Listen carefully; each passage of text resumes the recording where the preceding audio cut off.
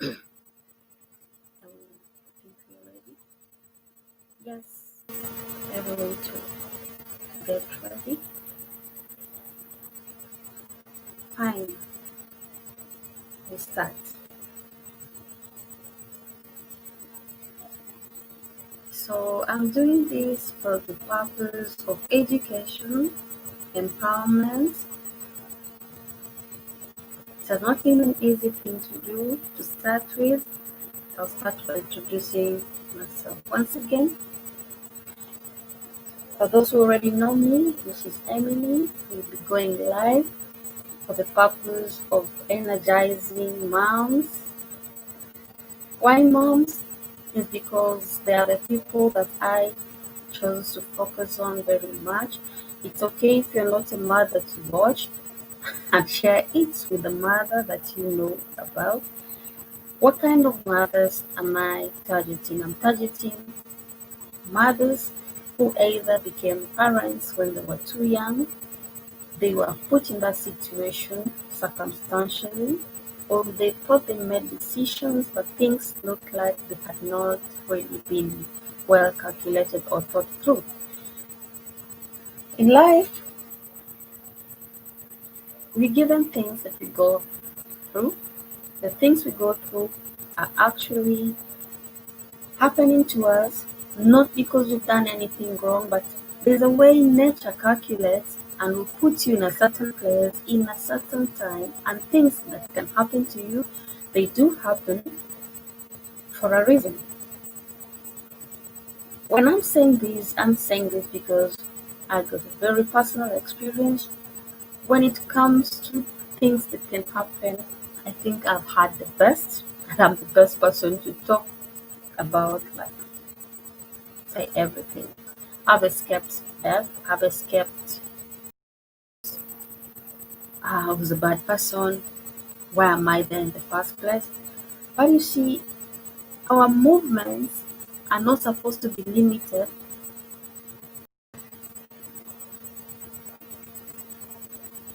We'll wait for the connection. This problem connection. Yeah, our movements will not be limited by other people's actions, other people's perverse behavior. I'm talking of narcissistic people with technical skills that they learn over time and they master it and they prey on their victims like every day.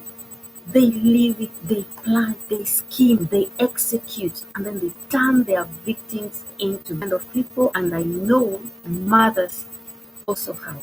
Sometimes it has also happened to people that are not really, uh, they really ask for anything. They just happen to be in a place at the right time, but there were wrong people around and things happen to them.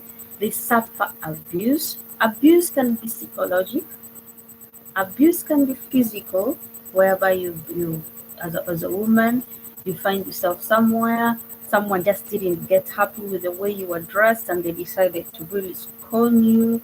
Some go as far as stripping you.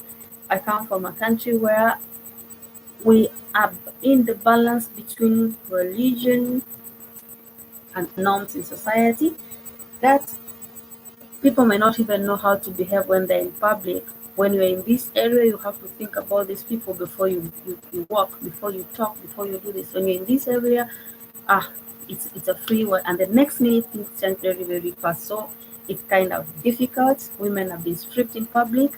They've been embarrassed. They've been scorned. Some have gone ahead and even been sexually abused. I would choose my wife because being public, we may never know children in the confinement, they could be at home, so we're very really selective with words. And why am I doing this? I'm doing this because over 20 years ago, I experienced something very, very painful. It became difficult to talk about it because in the society that we live in, either you will be judged by what society has been taught about that subject, or you can't just talk about it. These are things you don't talk about it, you keep it to yourself. Now, keeping it to yourself means that you are allowing that person who has oppressed you to continue doing it to others without you knowing, not just to you, but to others. So this challenge that caused me to change in the way I operate. A mother, I will be cooking in the kitchen and I will just I will just disappear. How? If I saw danger coming, I did not stop. Because when you're beaten once, you become shy. But the problem is when people don't understand what's going on with you, they think you're a really very bad person. You just wake up and disappear like that. How can you just, you know, you are in the process of preparing breakfast in the setting in the villages. Those who come from rural Africa, some kitchens are set aside from the main house settings because they know where you go and fetch the firewood. We use firewood from trees that are cut down or collected for cooking. So as you go about your activities, they are there, they are creeping. They confirm the environment before they make their move. Well, when I was that young, it didn't really quite happen. But later on, it became my biggest nightmare. I had to be sure of my environment. I had to be sure I'm not with those kind of people. And I kept on the run, run, run, go runner, girl, run. And I ended up being mistaken. Why did I develop this kind of nature? It became my own defense mechanism. They say whatever you put in your brain, in your mind, you focus on it too much, you get occupied with it, becomes your experience. So I lose it one day when finally all that I've been protecting so dearly is gone. Gone, and now to explain to people why you are running, why you are always keeping away, why did you change school 1 million times? Yeah, I went in primary school. I went to the first school in Western Kenya. Something happened. I felt threatened. I changed. I came back to another part of Western. Something scary happened and changed. I am talking about predators that are pedophiles that keep eyeing our young girls. So if you're a parent and you have a daughter in school, you should be listening to me. Listen to me so that you may see the telltale signs in your daughter when she comes back from school and she seems too concerned about herself. That she keeps looking left, right, and center. She would not want to look back at you. She's beginning to feel guilty. She thinks something is wrong with her. Now, these predators are everywhere. For boys, they are somewhere. Some even are in church. They are waiting there. When you send them there to go and learn whatever they have to learn, they will be predating these people. Now, I went through a lot of similar situations. I kept changing schools. I got tired of changing schools. I even changed country. It's that serious. Now, in between all this hide and seek, my oppressors were so excited because I never would talk about it. And this is what encouraged them. So if you're a woman, you're listening to me, and someone is making those crazy moves or has gone far ahead and done whatever there was, you had better talk to someone about it. Talk to someone about it because if you keep quiet, you are giving that person too much power. I regret people who never even had an intention of changing their behaviors. They actually wrote about it. It's traumatic when it happens. It gets worse when you even go now, you are reporting it. And this day, I would like to share with you the most bitter experience so that if you are a policeman or a policewoman and a woman runs to the police station and says this and this happened, you have to sit back and listen. When you judge them, you've asked them to shut up forever. The oppressor was right. There's the way the interrogation is done. That thing hurts. It's horrible. You relive the moment because for you to tell the story, you're reliving the moment. And the problem is the person who is interrogating you, if you're not a psychologist, You are actually asking the victim to relieve. I'm in a police station. I'm reporting what has happened. I'm not happy about what has happened. I am angry. I'm bitter. I feel dirty. And a policeman tells me, oh, I think he just saw you are beautiful. So if he asked, if he wanted to use force, I think I'm different. I will not use force. I will do it very well. You are adding salt to injury. I was so heartbroken. That was my rupture with the police unit. I became enemy number one of the police. Why? Anytime I saw them, I saw that first police officer. And anything else that happened next time, it was very difficult to talk. You will choose words. And the more you choose words, the more you are not believed. It's difficult. It's very difficult.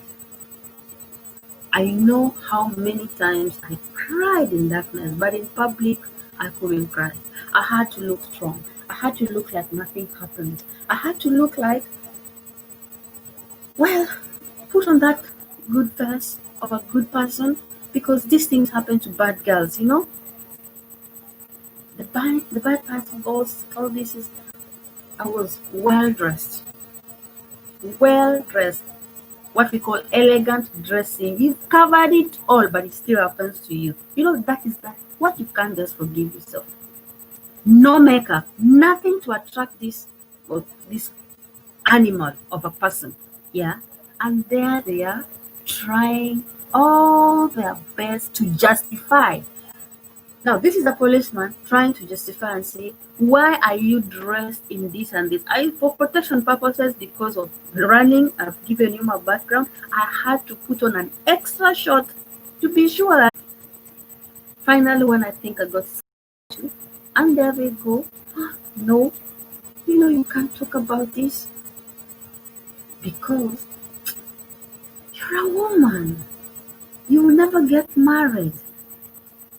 If your boyfriend hears about it, he will leave you. So you just keep it to yourself.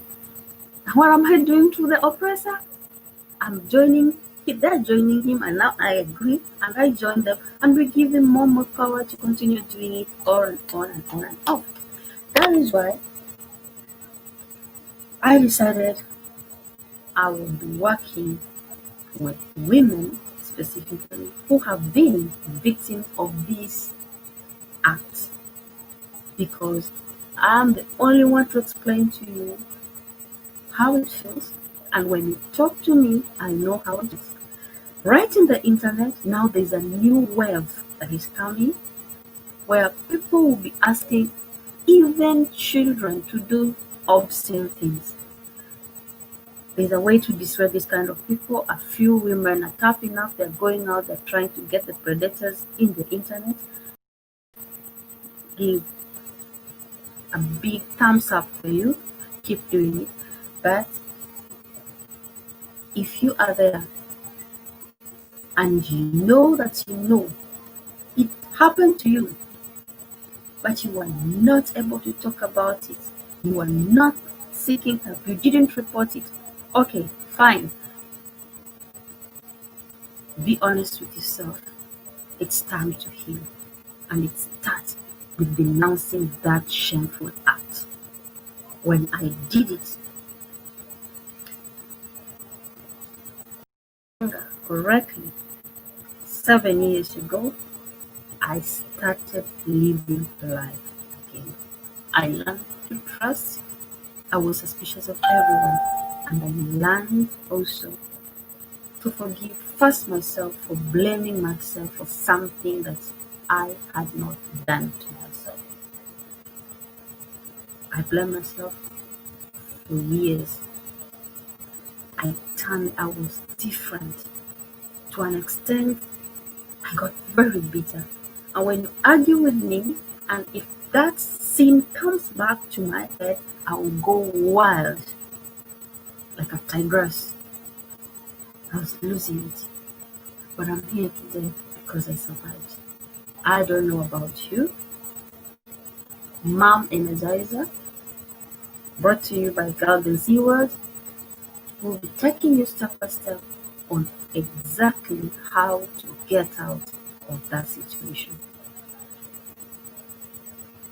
If you have a little sister out there, she might need someone to talk to. She might need someone to open up to.